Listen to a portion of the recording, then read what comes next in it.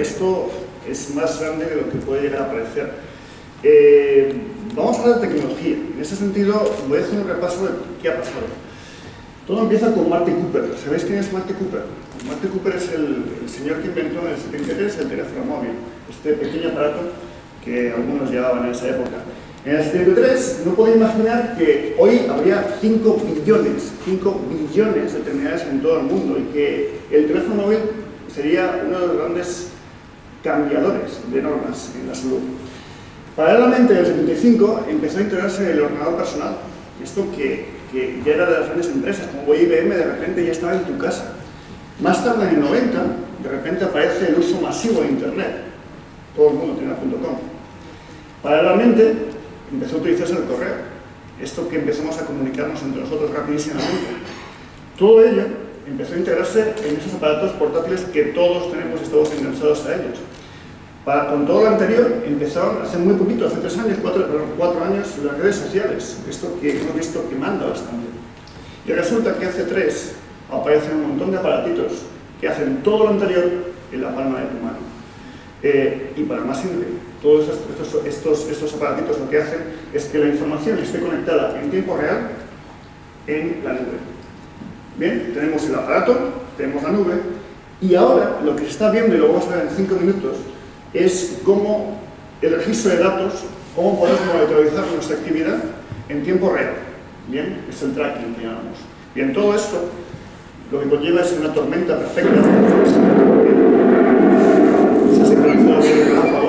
Que nos lleva a un mundo más conectado, a un mundo bastante más, bueno, pues en tiempo real está básicamente conectado. Hay un doctor que es Eric Topol, no sé si lo conocéis, es un crack de todo esto, tiene un libro fantástico. Hemos hecho un resumen en la agencia, eso es una infografía de lo que habla. Lo que habla es exactamente lo mismo que acabo de decir, la única diferencia es que él integra lo que es la genómica en todo esto, cómo se empezó a desgranar todo ello y cómo esta evolución de la tecnología, cómo los sensores que vamos a ver ahora mismo, la conectividad móvil, las redes sociales, la genómica, internet, el avance en lo que es imaging, todo ello es una tormenta perfecta que nos lleva básicamente a empezar a utilizar una infraestructura que antes no existía y que son los teléfonos móviles, y que además depende de cada paciente. Y con un objetivo a 2020 de prevención. Eso es lo que acabamos de ver, tenemos una forma evolutiva, ¿no? Bien, vamos por partes. Vamos a escuchar al doctor Eric Topol, que me parece interesantísimo. Tiene un libro, insisto, fantástico, que está aquí, que es Creative Destruction of Medicine, que de verdad que vale la pena leerlo. You check your email while you're sitting here. In the future, you're going to be checking all your vital signs. All your vital signs. Your heart rhythm, your blood pressure, your oxygen, your temperature, etc. This is already available today. This is the Airstrip technology. It's now wired, or I should say wireless, by taking the aggregate of these signals in the hospital intensive care unit and putting on a smartphone for physicians. Today, we have continuous glucose sensors. Right now, they're under the skin, but in the future, they won't have to be implanted. And of course, the desired range, trying to keep glucose between 75 and less than 200, checking it every 5 minutes in a continuous glucose sensor, you'll see how that can impact diabetes. And what about sleep? We're going to zoom in on that a little bit. Supposed to spend a third of our life in sleep. What if on your phone, which will be available in the next few weeks, you had every minute of your sleep displayed? How about counting every calorie? And this is ability to, in real time, to actually take measurements of caloric intake as well as expenditure through Band-Aid. Now, what I've talked about are physiologic metrics, but when I want to get to the next frontier very quickly, and why the stethoscope is on its way out, is because we can transcend listening to the valve sounds and the breath sounds, because now, introduced by GE, is a handheld ultrasound. Why is this important? Because this is so much more sensitive. Here is an example of abdominal ultrasound and also a cardiac echo, which can be sent wireless, and then there's an example of fetal monitoring on your smartphone. So we're not just talking about physiologic metrics, the key measurements of vital signs and all those things in physiology, but also all the imaging that one could look at in your smartphone. Now, this is an example of another obsolete technology, soon to be buried, the Holter monitor. 24-hour reporting, lots of wires. This is now a little tiny patch. You can put it on for 2 weeks and send it in the mail. Increíble, ¿no? Cómo la tecnología móvil permite monitorizar a pacientes de una manera en tiempo real y además con los mismos resultados casi que en muchos casos una consulta, ¿no? Y esto ya no solamente es atractivo para la salud en términos puramente científicos. Las marcas que están aquí detrás. Nike tiene un aparatito que yo llevo puesto, que es la Fuel Band, que te registra la actividad, registra los pasos, registra todo lo que haces para, ya en este caso ya es competir, está sincronizado con tus zapatillas para correr, puedes competir. Esto puede ser para frikis del deporte fantástico, pero por ejemplo, mis padres tienen los dos una de estas y tienen un objetivo diario de quemar calorías, por lo cual están en movimiento y además lo comparan cada día. Esto se consigue con un ecosistema, ¿vale? ¿Y cómo funciona todo esto? Porque esto puede resultar un poquito raro. Es muy sencillo. Tenemos sensores que son cada vez más pequeños. Esos sensores se canalizan a través de un software en el móvil. Ese software se sincroniza literalmente en tiempo real en un cloud para que lleve a un receptor. En este caso podría ser una consulta. Bien, al final, esto es lo que decía con que mayor colaboración del profesional del paciente. Esa colaboración viene porque el propio paciente se involucre dando sus datos al profesional de una manera activa. Luego tenemos soportes, y aquí tenemos el gran soporte, este 2.0, este que todo el mundo habla. Yo soy publicitario y procuro simplificar un poco las cosas. Para mí, la web 2.0 es esto, es una bombilla, y esto tiene una historia muy sencilla. Mi abuelo me contaba cómo, bueno, en los años 20 empezaron a poner bombillas en las casas y la gente estaba flipada, dándole a la tecla. Y lo importante no es la luz, es lo que se puede hacer con ella, ¿vale? Es lo mismo que pasa con las redes sociales, no importa cuántos fans, cuántos amos, si si tiene utilidad o no. Y el gran cambio viene porque antes lanzábamos un mensaje y se quedaba ahí. Ahora pueden pasar 4 cosas. La primera es que ese mensaje, después de una consulta, lo pueden contrastar. Antes no podían. Lo pueden contestar en un blog, lo pueden alterar, que siempre es malo, o lo pueden compartir, que siempre es bueno. En cualquier caso, cuando lanzamos una información, ya no solamente a la red, sino a cualquier red social, esa información ya no es nuestra, es el control de la gente. Por eso, siempre digo que cuando hablamos de redes sociales, hablamos de personas y sus inquietudes. Y hay una frase que utilizamos mucho en la agencia, y es que las personas no son el medio, también son el mensaje. Y es verdad, son la razón de ser lo que hacemos, pero también pueden ser un medio de transportación del mensaje. Y al final se trata de alimentar un nuevo tipo de relación. Esto lo ayuda mucho las redes sociales. Es un mapa del 2012 y os juro que esto ha cambiado radicalmente en muy poco tiempo, con lo cual actualizarlo es complicado. Yo me pierdo. Llega un punto que tantas redes, tantas opciones, es una locura. Bueno, pues al final, yo lo resumo, las redes sociales solo sirven para una cosa, y es para compartir, ¿vale? Por eso cada vez que me piden para que hable de social media, etc., yo siempre digo que hay que olvidar la palabra de social media, porque social media en sí mismo no sirve para nada. Hay que empezar a hablar de networking, de grupos, y de grupos de interés, ¿vale? Y hace poco una amiga mía me decía, yo no estoy en las redes sociales porque no me interesa. Claro, lógico. Cuando algo te interesa, cuando hay un consumo de datos interesantes, cuando empiezas a estar. ¿Y por qué la gente se agrupa? ¿Por qué la gente empieza a hacer networking? Bueno, porque es la capacidad de buscar, sintetizar, interactuar y diseminar intereses, relaciones, datos, ¿vale? Por eso no es tanto lo que es los grupos, el networking, esta capacidad de relación lo cambia todo. No es tanto de social media y de elementos digitales, aunque hay que conocerlos, sino más bien de infraestructuras y actitudes. Hemos visto que las infraestructuras ya están. La pregunta es si tenemos o no la actitud. Y es que este cambio es el cambio social más grande desde la revolución industrial, que toca todos los palos, absolutamente todos, ¿no? Y al final tiene que ver mucho con esto que se llama inteligencia colectiva, ¿no? La capacidad de compartir conocimientos y, bueno, por una meta común.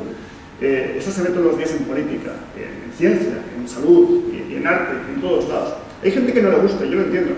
Pero yo siempre digo lo mismo, no podemos pararlo, pero podemos influir, igual que el agua influye sobre la piedra y la cambia.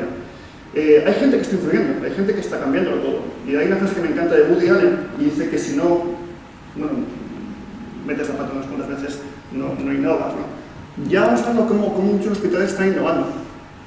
Esa es una información que desarrollamos en la agencia, se hizo hace 4 meses, con lo cual habrá cambiado, pero da muy buena imagen de lo que queremos decir. Esa es la imagen de números de hospitales y porcentajes que tienen página web. Vemos que son porcentajes altos. En total, básicamente, el 49% de hospitales en España tienen una página web. Y las redes sociales. En las redes sociales vemos que Wikipedia manda. Facebook, eso que parece que es de coña, pero resulta que Facebook es la red social que más se utiliza. Y los hospitales, casi 50% son públicos y casi 50% son privados, están en las redes sociales. Vemos que aquí el que manda o mandaba hace 4 meses era el Hospital Comarcal Infanta Margarita. No sé si esto ha cambiado, pero vemos que muchos hospitales ya están en muchas redes. A mí los fans me da un poquito igual. Lo que sí me interesa saber es que hay 8.700 personas que quieren saber lo que su hospital les dice. Tanto en Facebook como en Twitter, etc. Y es que esos social media sirven para muchas cosas, entre ellas la educación, entre ellas la prevención, crear comunidades, etc. Luego tiene sus peligros, como que todavía no está bien legislado, no hay normas, estamos muy novatos todos en ello, por lo cual puede haber pequeños problemas. En cualquier caso, social es algo, no es algo que haces, es algo que eres, es una actitud, no es tanto una tecnología. Vamos a ver la parte de datos. ¿Qué pasa un día en Internet? Un solo día en Internet es tremendo. Vemos como todo el contenido de un solo día en Internet son 68 millones de DVDs grabados, eso ocupa bastante. Cómo se envían 294 billones de correos electrónicos, todos abusamos del correo electrónico. Cómo, bueno, pues se escriben más de 2 millones de blogs. Esas son las entradas que hay en Facebook, en LinkedIn, en Google+, en Pinterest. Cómo la gente emplea 4,7 billones de minutos en Facebook. Cómo, bueno, se actualizan 532.000 millones de estados en Facebook. Se suben 250 millones de fotos. Esto podemos hacer todo el día y es imparable. Lo más importante es que, hablando tecnológicamente, cada día hay 1.288 aplicaciones nuevas dispuestas a ser bajadas por la gente. Hay un estudio de IBM que dice esto, y es que cada 2 días se generan en el mundo más contenidos, que desde el principio de la humanidad hasta 2003. Es una burrada. Y es que no todos los datos son buenos. Llega un punto que se escribe, se da mucha basura a Internet. Y al final todos tenemos este miedo, este diagrama de Google, del Dr. Google, ¿no? tengo una manchita del cuello, empiezo a buscar, no es nada, resulta que hubo una foto, esa foto la pincho, resulta que hay un problema, resulta que al final te vas a morir mañana, y es mentira, visita a tu médico, que es lo que tienes que hacer. Para ello, tanto las administraciones, las marcas, los individuos, tienen que crear valor, ¿vale? Aportar un cierto valor. Y esto es una complicación, porque los pacientes, la forma de relacionarse son sus inquietudes, sus problemas, quieren resolucionar sus problemas y encontrar gente equivalente a ellos, mientras que los profesionales hablan de tratamiento. Se trata de buscar un punto entre común para aportar un valor. Y es que, bueno, al final, el contenido que aporta valor es el que genera reacciones, el que no, no se genera nada. Todo esto, en el fondo, no está cambiando el fondo de lo que hacéis, cambia la forma y cambia los resultados. Por eso siempre digo que no hay que mitificar el tema de la tecnología, porque me parece que si no estás en la última no funciona. Realmente no es así. La tecnología nos permite una cosa, y es volver a los inicios, a ese trato humano, que es para mí el fondo de todo. Y esto me lleva a hablar de la relación médico-paciente. Esta relación que hemos visto, que bueno, mientras unos buscan la solución, otros quieren la adherencia del tratamiento, ¿no? Son dos idiomas, un mismo objetivo, ¿no? Os voy a poner un vídeo que va por ahí. Mi asma. Me dijeron que lo arreglarían, pero no he notado mejoría alguna. Bueno, a veces los médicos nos equivocamos, Ana, y hay que esforzarse más para arreglarlo.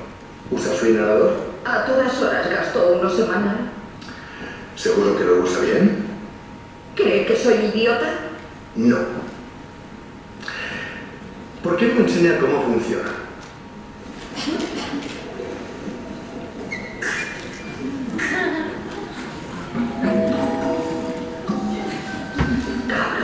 Prometo que es el primer y último vídeo de Bomba del House. Al final, todo depende de tres factores: confianza, confianza y confianza.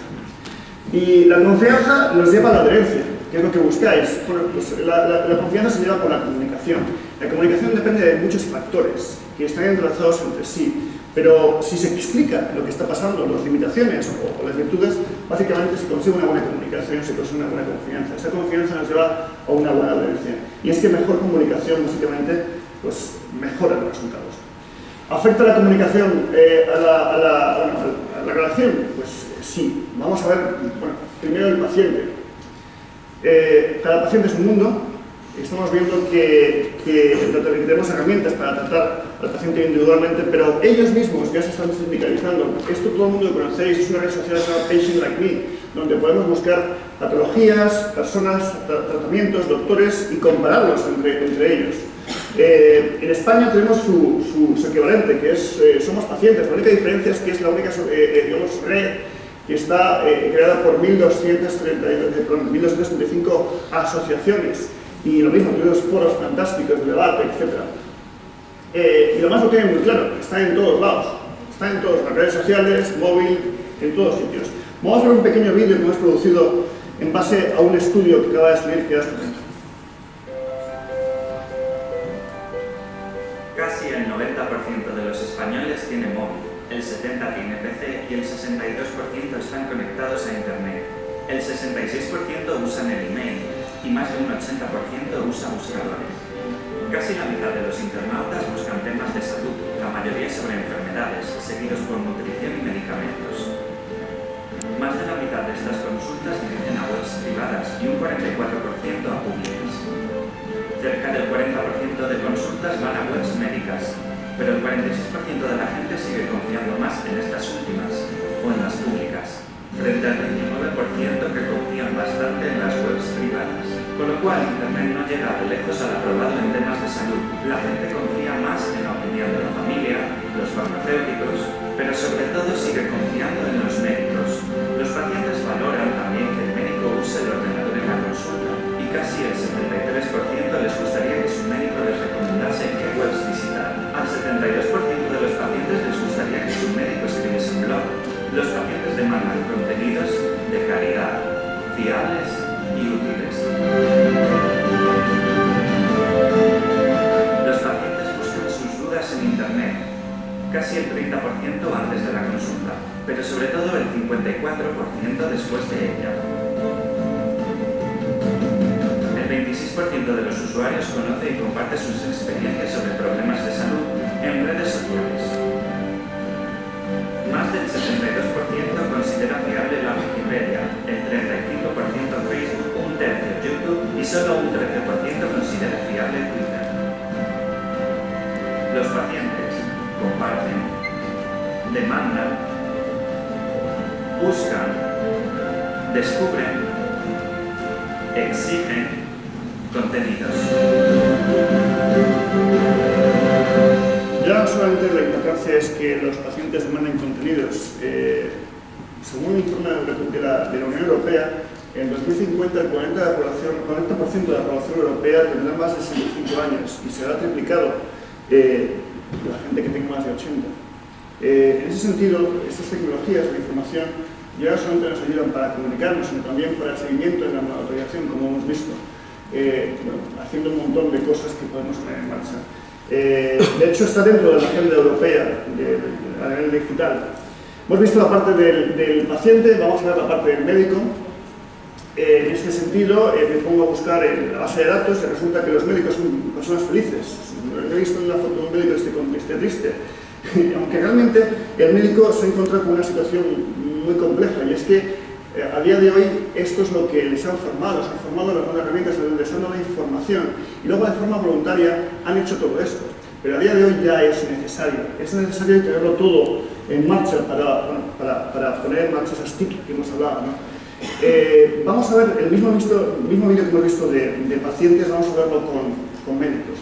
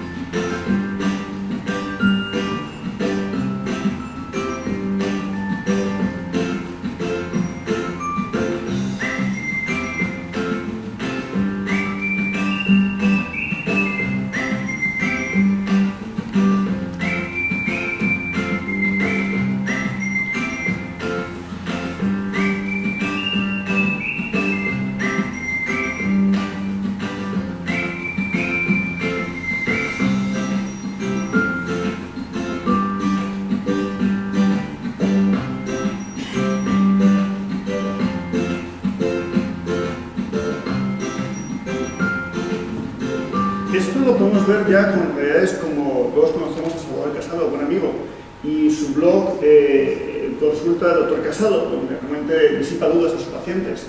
Él dice una frase que me encanta y es hay que prescribir blogs, ¿no? Y todas esas dudas que no da tiempo de la consulta, él las deriva directamente al blog. Luego hay otros ejemplos más científicos, como la doctora Rosa Tabernet, que tiene su blog Dermapixel, donde tenemos casos claros y podemos ver pues un montón de datos importantes. Y es que toda esta gente influencia, y las redes sociales influencian. Aquí tenemos el top, esta página web que es Scramble, pero básicamente tenemos los principales hashtags, esos indicadores de conversaciones en Twitter, donde podemos ver y actualizarnos sobre diferentes temas de salud. Yo personalmente estoy en este HCMU y bueno, en ese sentido funciona muy bien y a mí me tiene actualizado y hace tiempo no estoy viendo. Hemos visto que la relación médico-profesional básicamente cambia el concepto de hablar para los pacientes, para hablar con los pacientes. Bien, al final de todo, ¿las herramientas benefician la relación médico-paciente? Pues depende, porque como hemos dicho hay demasiado ruido. Si vamos ahora mismo a iTunes, encontramos que simplemente en medicina hay un montón de aplicaciones, no todas son buenas. Tenemos cosas tan bestias como esta, y es estos ronquidos Pro, que con la frecuencia, entre comillas, te quita los ronquidos. O, por ejemplo, esta, que es iPatient, que bueno, se supone que te mide la frecuencia sexual, es muy fuerte, también con las ondas del teléfono. O esta que te dice acupresión, que te cura en la palma de tu mano, nada más que nunca, literal. O esta que me encanta, que es el VSOS, que tienes que abrirlo, configurarlo, para que cuando lo abras y lo configures, que es una llamada de emergencia, es más fácil llamada de emergencia. O este también, que con las ondas sacadas del iPhone te crece el pelo. O directamente, pues esta que te mide no solo tu fertilidad, sino también la calidad del semen. No me preguntéis cómo. Y el problema de todo esto es que solamente 75 aplicaciones están aprobadas por la FDA. ¿Qué quiere decir? Que muchas marcas, muchos profesionales están realizando aplicaciones que son muy útiles, pero, insisto, solamente 75 están aprobadas por la FDA, que es un importante punto, ¿no? Esto es un ejemplo que voy a ponerlo, y es un ejemplo de muy buena aplicación. ¿Podemos subir un poquito el volumen? Children like Olivia, who 8 months ago was diagnosed with Ewing sarcoma. The hospital is continually trying to minimize this pain, but to do it, they must first understand it better, and most importantly, discover the medications that are working best. To do this, they need these young patients to record exactly how they're feeling in a pain journal. The challenge is that after multiple chemotherapy and radiation treatments, many kids are too tired or discouraged to even hold a pen, much less keep a detailed journal. And the sad reality is that if this data is not collected daily, it's useless. We needed to find a creative solution to collect data every single day, and with the Pain Squad mobile app, that's just what we did. To begin, our patients were enlisted as recruits in Pain Squad, a special police force dedicated to hunting down pain. We gave each recruit an Apple iPhone loaded with the Pain Squad mobile app. Then twice a day, an alert from headquarters told patients it was time to complete their pain reporting mission. Because the reports worked with iPhone's user-friendly touchscreen, kids could easily fill them out. With a simple flick of a finger, they could identify exactly where and how much it hurt, as well as which medications were working best. But making it easy was, well, the easy part. We knew to be truly successful, we needed to find a way to encourage our young target daily. So we called in some police reinforcements. Hey, Rookie. Welcome to Pain Squad. Es fantástico, es un juego donde básicamente les entregan una cadena de policía y tienen que reportar su reloj. Funciona de maravilla.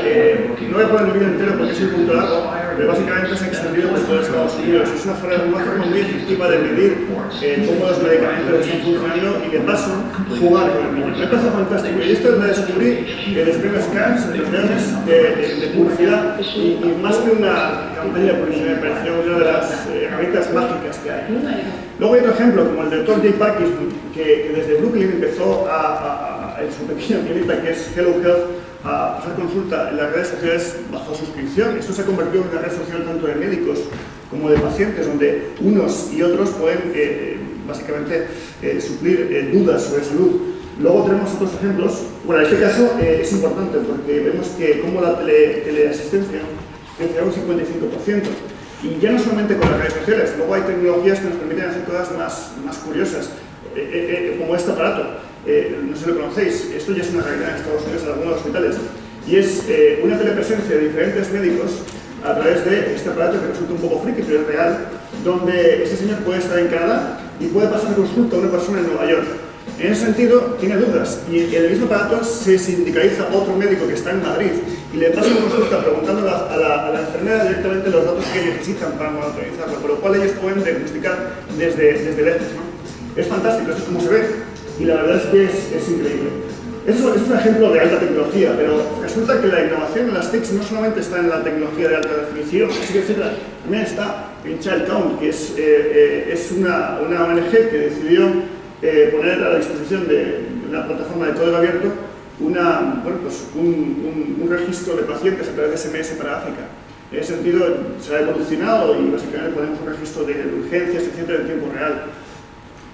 Otro ejemplo, sé que es en Inglaterra, en Estados Unidos, es este que todo el mundo conoce, donde el paciente puede ir antes del médico y ver un poquito lo que le pasa, cómo le pasa, y chequear sus medicamentos, dónde le duele, etc. Resumen, ¿benefician las herramientas digitales en la relación médico-paciente? En mi opinión, sí. ¿Vale? La innovación es la única inversión rentable y sostenible, y en ese sentido hay que innovar cada día en las TIC. ¿Vale? Y vuelvo al inicio, y es que la tecnología digital está transformando nuestra sociedad de forma constante, pero sobre todo y especialmente la salud.